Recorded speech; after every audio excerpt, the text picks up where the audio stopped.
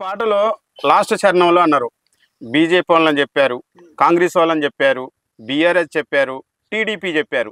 వీటితో పాటు మీరు పనిచేసిన మీకు ఇష్టమైన ఎర్రజెండా పార్టీని కూడా పట్టించుకోవటం లేదన్నారు. మరి బాల కార్మికుల హక్కులని ఇంకెవరు పట్టించుకుంటారు, ఎవరు పట్టించుకోవాలని మీరు అనుకుంటున్నారు? వాస్తవంగా అయితే బాలల హక్కుల కోసం పనిచేసేది ప్రస్తుతం ఇప్పుడు స్వచ్ఛంద సంస్థలు పనిచేస్తూ ఉన్నాయి. ప్రభుత్వం దాన్ని ఓనప్ చేసుకోవాలి, ప్రభుత్వమే వాళ్ళని అడాప్ట్ చేసుకోవాలి, దత్తత తీసుకోవాలి పిల్లల్ని.